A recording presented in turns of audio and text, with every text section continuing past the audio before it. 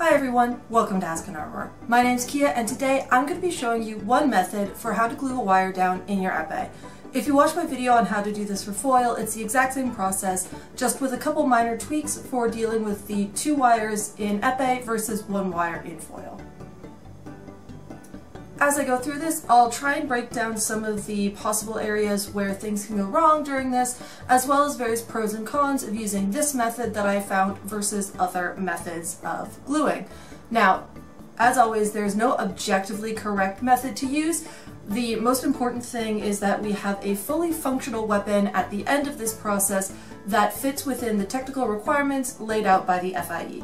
So as with my videos on tool recommendations, I will always recommend that you try out various methods that you come across, both ones that I show you as well as what other armorers may teach you. To start, the parts you're going to need are your clean blade, your epee's barrel, your spaghetti wire, and a new wire. For clarity, while there are 2 wires in epee, I'll just refer to it as the wire for most of this video unless there's a reason to draw notice to there being 2 wires. The tools you'll need are your tip setter, a paper clip, your bench mounted vise or vice grips, another pair of vice grips or a wrench, your rewiring board or chain, and super glue.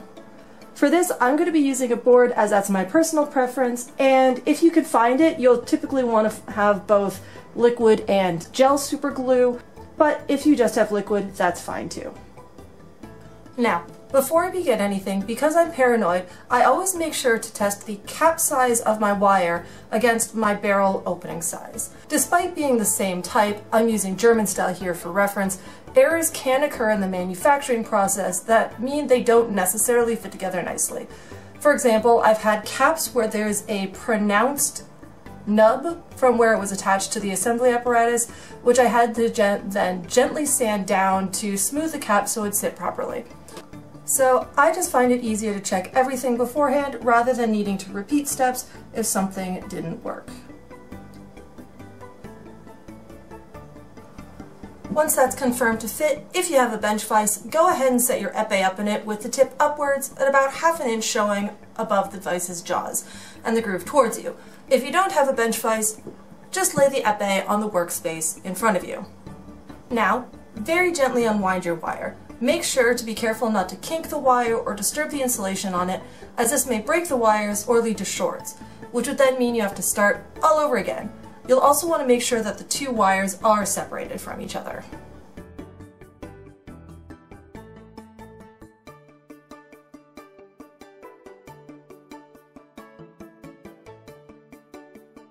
Now, once your wire is as straightened out as possible, thread just an inch or so, or just a couple centimeters of the non-cap end through the barrel.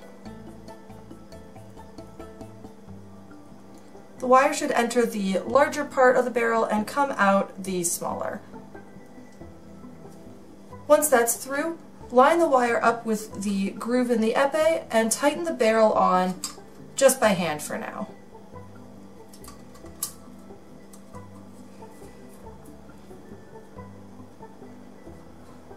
I'll pause here for a couple of notes. 1, we're only going to thread a little bit of wire through so that there is less risk in the next step. If we fully tighten the barrel down at this point and end up pinching or snapping the wire with just this amount, it's no big deal and you can still use this wire to continue with the rewiring process. However, if you thread the entire length through so that the cap is settled in the barrel before tightening it completely, you run the risk of destroying the entire wire and then you'll have to restart the process. This is not the end of the world, of course, but it is frustrating. The second note is that some people at this point like to use a thread locker glue on the threads of the epee to hold the barrel on. I've never bothered because I find if you tighten it properly, it won't give you issues, and removing a barrel that's been held on with glue is really annoying. Plus, it's just one more step in an already kind of lengthy process. But there's nothing wrong with doing so if you find it more secure, so feel free to try it both with and without the thread locker to see which you prefer.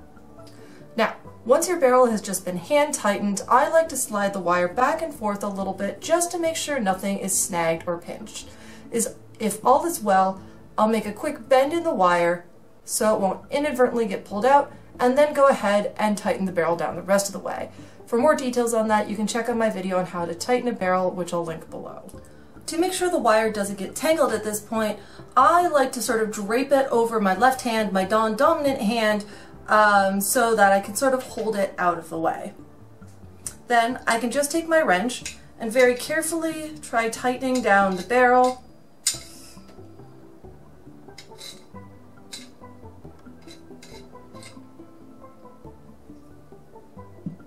And we're ready to go. During all of this, make sure that you're not inadvertently pulling up on the wire so that it doesn't get pulled out of the barrel during this process. Again, not the end of the world if that happens. All you need to do is remove the barrel and rethread it, but it is a mild annoyance. Now, after the barrel is fully tightened, it's time to thread the wire the rest of the way through. In order to do this, I use the same draping method that I did before. Also, I can support the blade itself with my non-dominant hand like this, and you'll notice that it helps guide the wire a little bit more vertically down through the barrel, which should make this process a bit smoother. Then I take my dominant hand and I just slowly and gently start drawing the wires through. Make note that I have both wires in hand, so I am pulling them through at the same rate, and neither of them gets ahead of the other one and causes weird bubbles. You'll also notice at this point that this is where how well you straighten the wire at the beginning comes in play. As the better a job you did with that, the easier this entire process will be. If you notice that there's any snags or anything, don't force it. You don't want to disturb the insulation accidentally. And just kind of gently back off, straighten the wire out a bit, and then continue on. Once you get to the cap end, go ahead and grab your tip setter. Now, simultaneously, gently push down with the tip setter while pulling down on the wires. Again, be gentle and slow about this, and it should all just come together nicely.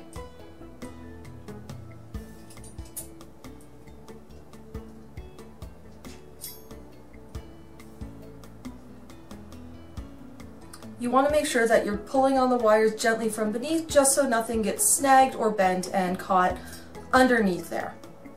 Once again, because I'm paranoid, I always like to do a final check where I grab the weight spring and my tip, and I just like to insert them into the barrel to make sure that everything is seated properly.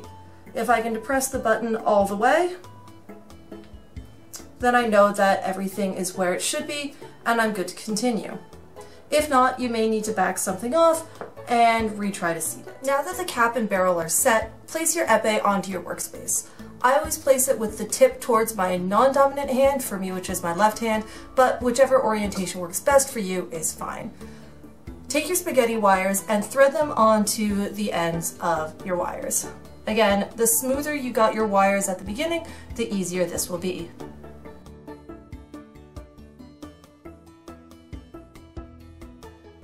Also, once again at this point, make sure your two wires are running parallel to each other, not overlapping anywhere, and I will explain why in just a bit.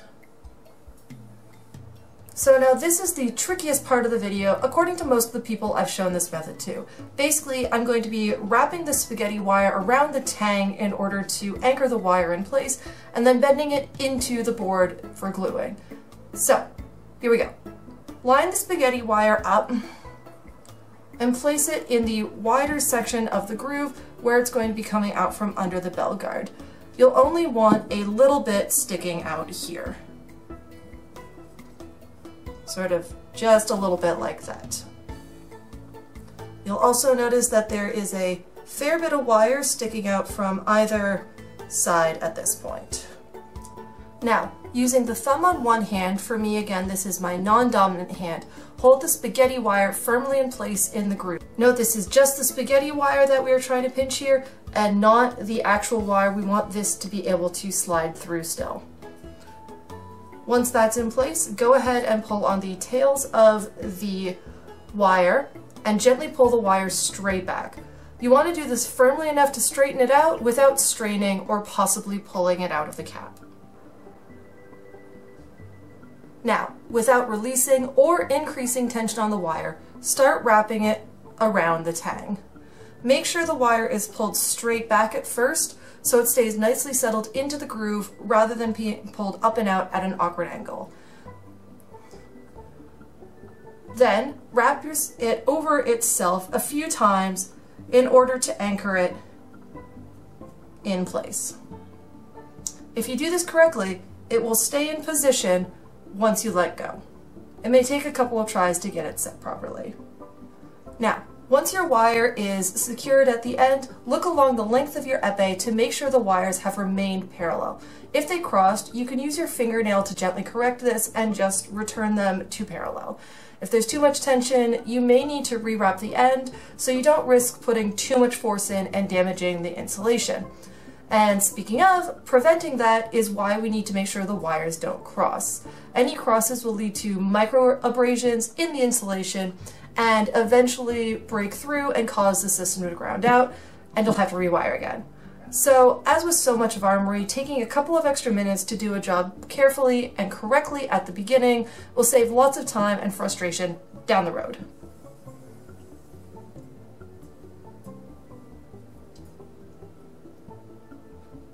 And now it's time to place your epee into the wiring rig. Start with the tip and place that into one end. If you're using a board, this will go into the end with the holes drilled at about 45 degrees. If you're using a chain, it doesn't really matter, as the inherent flexibility of the chain will create the correct angles for you at the end. Now, making sure to hold both the tip and the end of the rig so it stays secure, bend the tang down into the other end of the rig. If you're using the board, it will stand up like this, and if you're using a chain, it will have the same shape, just not be able to stand on its own and need to be hung up. Once again, at this point, go ahead and make sure that your wires have not gotten crossed and everything is settled correctly where you want it to be.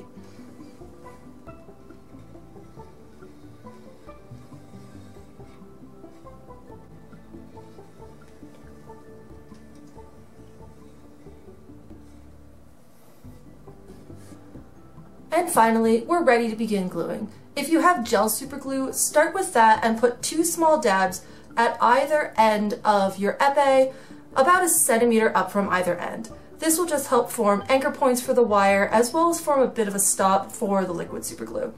If you don't, you can go ahead and just skip to this next step.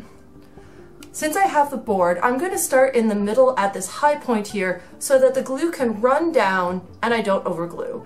When I first started learning how to rewire weapons, I made the mistake of applying the glue with far too heavy a hand, and it ended up completely encasing the wire cap in the barrel. Needless to say, it didn't work after that, and all my efforts to salvage it failed. So all the work I'd already put in was wasted, and I had to start over. So be careful to not use too much of this, as there will be consequences. If you're using the chain, just pick up an end and start working your way down from there. The process is the same. So I will first put a dot of the glue down and let capillary forces and gravity pull the glue along. If you look carefully, you can see where the glue has been by the color change of the wire. So I will place the dot down, follow to where it goes, and then place another dot and watch that. Continue this in both directions until you're a couple of inches away from either end.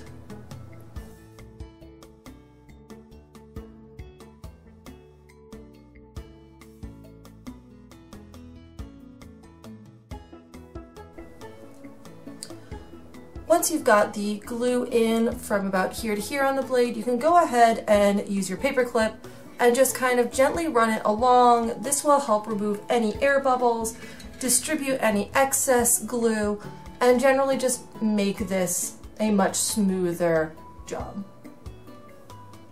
Also, as a note, I prefer to stop further from the ends because it's a lot easier to touch up any missed parts at these rather straight and not often bent parts of the blade than it is to remove too much glue if you get too close to these ends. Finally, once you're happy with where the glue is, you can take your towel and just wipe off any excess glue real quick. And now we wait. Place your board off to the side or hang your chain up out of the way, and once it's dry, you're good to assemble your epee.